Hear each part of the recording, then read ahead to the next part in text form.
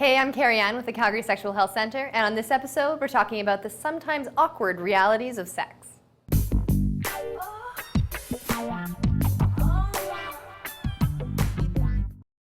Sex can be stressful, particularly when you're starting out. There's all sorts of ideas out there about what it's supposed to be like. So we're sending our sexperts to ask real people what real sex is like.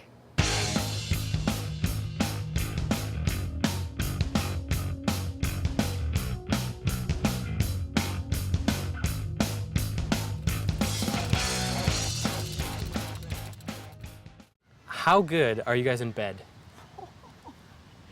We'll do this one at a time here. Oh. Below average.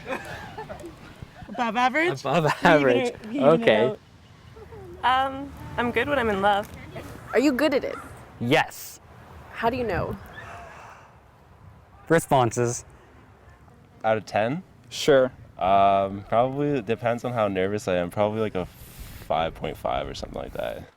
Probably, I don't know, an 8? I'd say 7. 6.5? What makes me think I'm above average? Yeah. By the sounds the other person makes. Hopefully you're with someone for a long time, so you know them well and you know what to do. And how about yourself? How do you know you're below average in the sack? I'm notorious for buying subpar counterfeit boner pills. So that's unfortunate. I'm sorry to hear that. Okay, how was your first time having sex? Really awkward.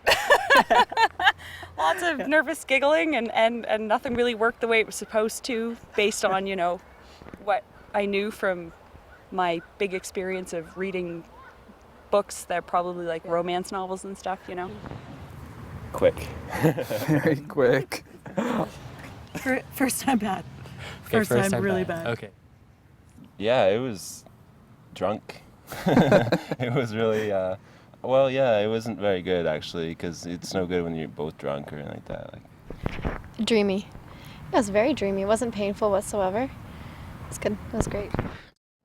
Sex can be magic and fireworks, but if you go into it expecting to last all night, look hot the entire time, and have 17 orgasms, well, you'll likely be disappointed. People do lose erections. They knock heads, fart. Sex can be awkward, and it takes some practice. The trick is, don't get tripped up by the little stuff.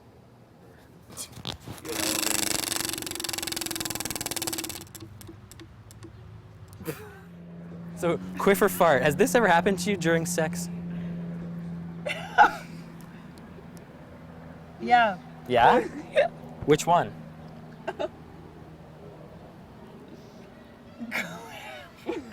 Sorry. Quick. Sorry? Which one? Next question. Okay. So you can't find the clitoris. What are you supposed to do? I can find mine. Has it ever happened that someone couldn't find yours? No. Never? No. What would you do if somebody couldn't find it? Try to help them?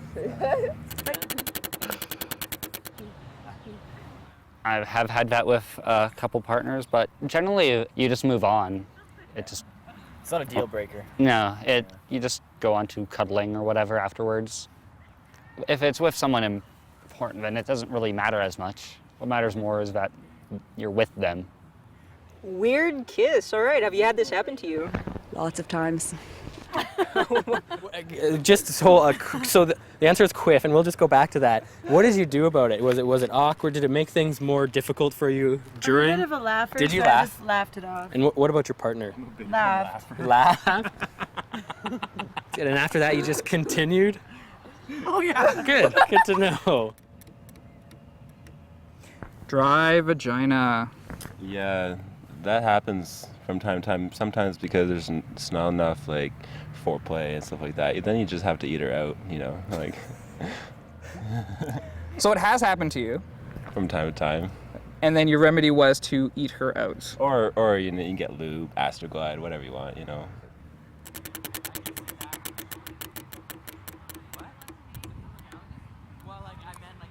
Mom walks in. Yeah. Happened to you? Yes.